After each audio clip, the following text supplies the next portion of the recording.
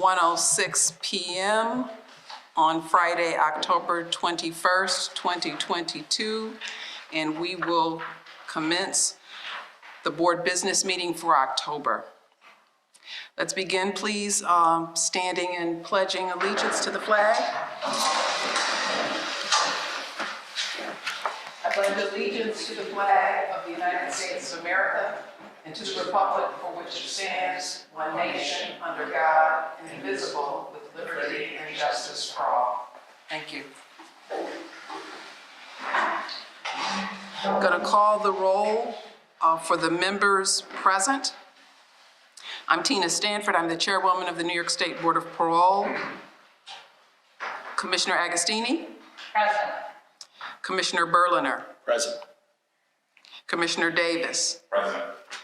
Commissioner Corley? Present. Commissioner Lee? Present. Commissioner Samuels? Present. Commissioner Towns? Present. That gives us a quorum of 8 of 15, and we can begin our business. But before we do that, please, I'm asking for a moment of silence and reflection.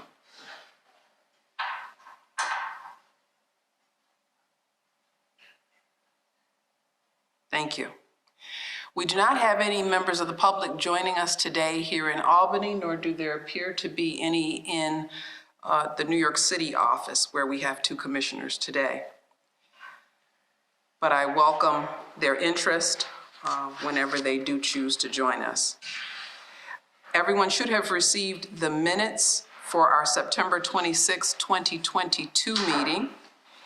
And upon your review, I would be pleased to receive a motion with respect to those minutes.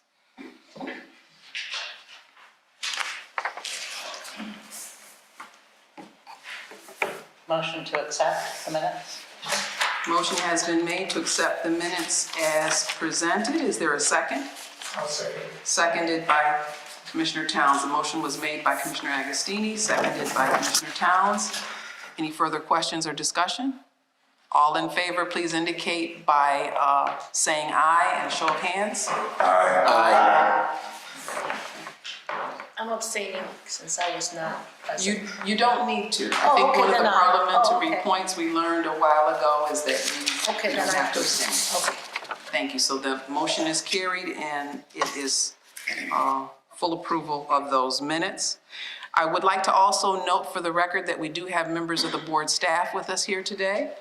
Our counsel, Kathy Hiley. and our associate counsel, Elliot McIntosh. and one of our verbatim reporter, Christina Walcott. and she's also taking our minutes, and also present from Docs Training Academy. Laura Calucci. Thank you. And also our executive assistant. Danielle Hilly. And in New York, also, assistant counsel. Sean Blessing. Thank you. I think that's everybody. All right, thank you very much. Old business is the matter of our regulations, and I'm going to turn over the floor to our counsel. Okay, great, thank you.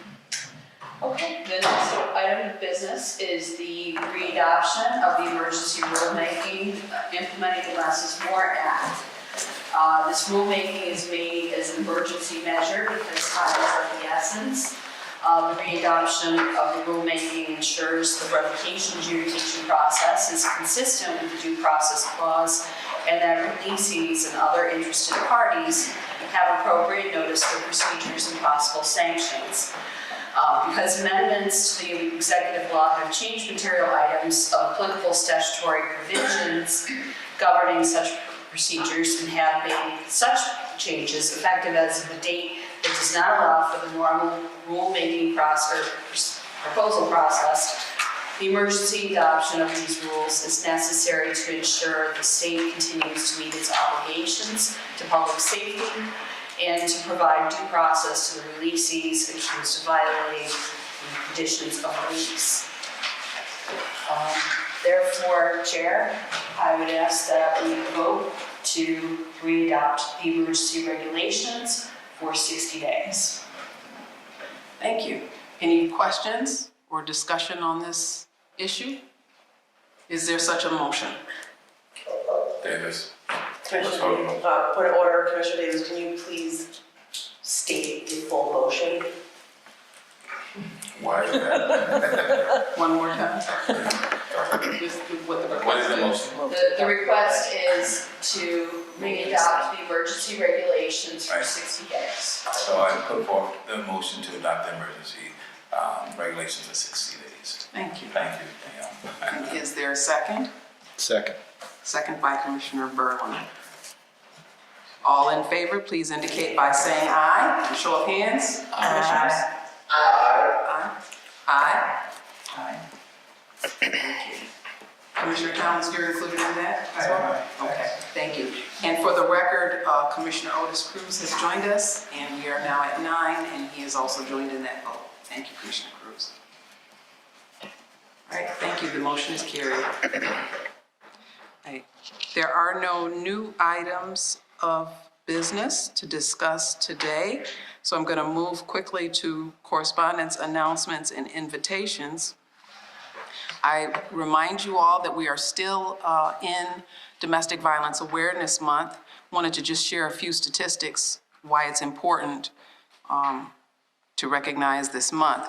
1 in 4 women and 1 in 10 men have experienced contact sexual violence, physical violence, and or stalking by an intimate partner during their lifetime. That comes from the National Intimate Partner and Sexual Violence Survey. 54% of transgender individuals experienced some form of intimate partner violence. That comes from the National Center for Transgender Equality. African American women experience intimate partner violence at a rate 35% higher than white women and 2.5 times higher than women of other races, and that comes from the Women of Color Network. 1 in 3 Latinas experience intimate partner violence in their lifetime. 1 in 4, more than 4 in 5 American Indian and Alaskan Native women, that's equals 84.3%, have experienced intimate partner violence in their lifetime. That comes from the National Institute of Justice research report. 1 in 5 of Asian or Pacific Islander women reported experiencing rape, physical violence, and or stalking by an intimate partner in their lifetime. This Domestic Violence Awareness Month and all year long, the Office for the Prevention of Domestic Violence on their website is asking us all to start a conversation. They've provided a toolkit on their website. That's OPDV, Office for the Prevention of Domestic Violence in New York. They've created a toolkit where you will find definitions, conversation starters, and resources to start a conversation with any people in your life. When survivors know they're not alone, they're more likely to get the help they need. Talking more about domestic violence and resources is an important first step to ending it. So please be willing to start a conversation. Also, I want to note that we have been invited to reapply for our membership with the Association of Paroling Authorities International. Chelsea has very sent information around to everyone that's at this meeting, for the most part, to join membership. We've also extended that to include our counsel's office, as well as our executive assistant to the board. As you know, they are really the premier international organization for paroling authorities.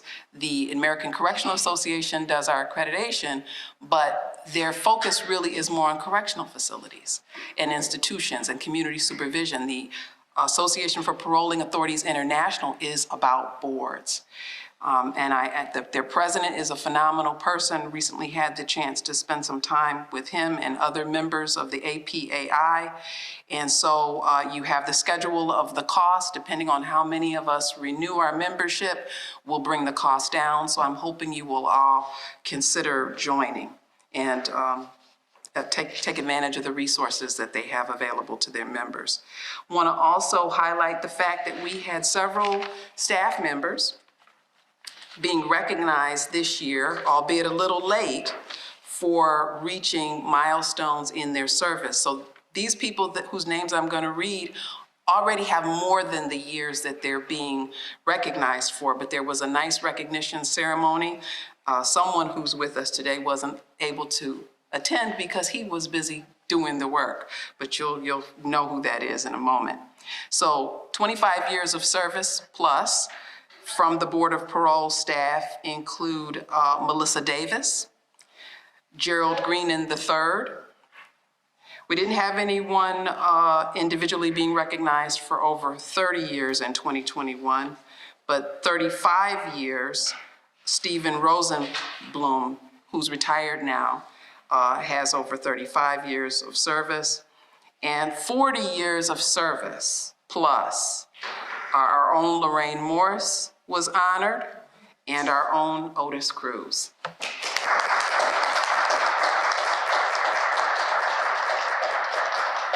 So he was given a nice certificate and letter in absentia, but certainly want to thank him for his commitment to the people of the state of New York, and certainly his esteemed time with our organization, the New York State Board of Parole. Congratulations on that milestone achievement. We also have a couple of people who celebrated birthdays since last month. I'm not calling out dates, but Commissioner Agostini, I believe, celebrated a birthday since our last meeting, as did Danielle Hilly. So congratulations on another year of life. And with that, I would happily enter into executive session to discuss confidential matters with respect to incarcerated persons, and then at the end of that, conclude our meeting. Is there a motion to enter into executive session? I move we enter into executive session. Thank you. Is there a second? I second. Made by Commissioner Agostini, seconded by Commissioner Lee. All in favor, please indicate by saying aye and show of hands. Aye. Thank you. Public session is concluded.